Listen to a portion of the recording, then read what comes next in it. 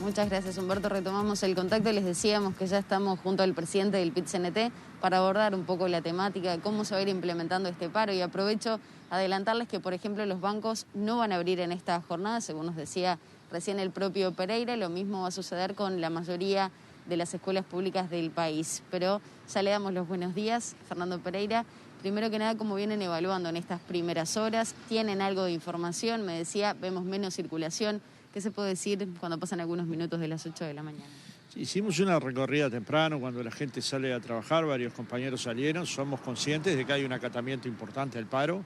Naturalmente es imposible evaluarlo sin tener datos concretos de nuestros compañeros en su lugar de trabajo, pero no hay duda que es una jornada distinta al resto de la jornada, porque hay un conjunto de actividades que hoy no se van a poder desarrollar con normalidad, producto de que hay una acción sindical que procura colocar en la agenda pública un conjunto de temas que para nosotros son vitales, principalmente el tema del trabajo. Hay 109.000 trabajadores que están cobrando 50% de sus saberes porque están en el seguro de paro.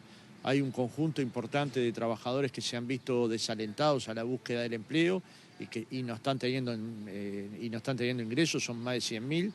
Hay una circunstancia grave en algunos sectores de actividad producto de la pandemia, y consideramos que el empleo como prioridad para los uruguayos tiene que ser tomado desde todo punto de vista, desde el incentivo a pequeños y microempresarios para que esos emprendimientos sigan, pero también en un salario básico de emergencia para aquellos que se quedaron sin ingresos, como le hemos planteado al gobierno en marzo de este año, a los efectos de que tomara medidas para evitar que decenas de miles de uruguayos cayeran por debajo de la línea de la pobreza, y con ellos varios decenas de miles de niños uruguayos cayeran también por debajo de la pobreza. De forma tal que no es un paro arrebatado, es un paro donde hicimos propuestas hace casi 6 meses, donde las propuestas no tuvieron respuestas o tuvieron respuestas muy moderadas, como bien dice la CEPAL. Uruguay es el país que gasta menos en la emergencia social provocada por la pandemia, y también es cierto que en el presupuesto hay recortes a la educación, a la salud, a los salarios. En el caso de la educación hay un recorte de 5% de los salarios. Eso implica que hoy, cuando pare, me van a descontar un día de paro, pero el año que viene 18 días sin parar.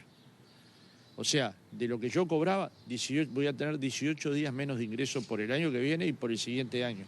Y en la ley de presupuesto no está claro cómo va a recuperarse el salario de maestros, de funcionarios no docentes que están vinculados a los comedores o a la limpieza, de profesores, ni tampoco de la administración central ni de las empresas públicas. Entonces, no es que es una pérdida menor, es una pérdida importante, pero además no dice cómo se recupera.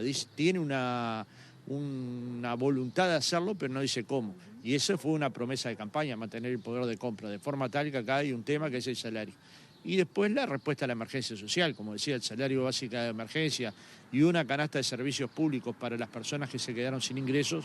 Nosotros consideramos que son medidas más que atinadas como políticas sociales compensatorias para sectores de uruguayos que están alimentándose en ollas populares. Uruguay produce alimentos para 30 millones y tenemos 100.000 personas comiendo en ollas populares, ¿no? Pereira, aprovecho a hacerle dos preguntas en una. Recién mencionaba el tema de 109.000 personas en seguro de desempleo. Ayer el ministro de Trabajo señaló que rondaban las 80.000, que había bajado ese número de personas en seguro de desempleo. Y aprovecho también a especificar, estamos en medio de una emergencia sanitaria, no va a haber una gran movilización, un acto. ¿Cómo van a ser las movilizaciones? No, tenemos todos los cuidados que hemos tenido desde el primer día. Nadie puede decir que el movimiento sindical no fue responsable. Se encolumnó detrás de la política sanitaria del gobierno, tomó las medidas para que las reuniones tuvieran los espacios adecuados, la distancia social. Cuando se movilizó, pintó las calles para que la gente se parara en esos puntos, y todas las imágenes aéreas lo demuestran. Y hoy va a haber 60 personas dentro del local del PIT-CNT, que es lo que permite el local para mantener la distancia pertinente, la distancia física pertinente. Y va a haber una conferencia de prensa, y en algunos puntos de la ciudad se van a estar entregando material informativo. Pero digamos, la movilización es parte de lo que construye una agenda. El gobierno construye una agenda. El movimiento sindical, con estas medidas, la medida contra la LUC, está construyendo su propia agenda, que es una agenda que reclama derechos, que reclama salarios, que reclama la atención a las personas que tienen mayor vulnerabilidad, que reclama incentivos para las pequeñas y microempresas, pero sobre todo reclama que no haya recortes presupuestarios. Y si hay recortes como los que está habiendo, planteamos que el Poder Ejecutivo envíe un mensaje complementario que atienda a sectores claves de la sociedad como son la educación, la salud y la vivienda.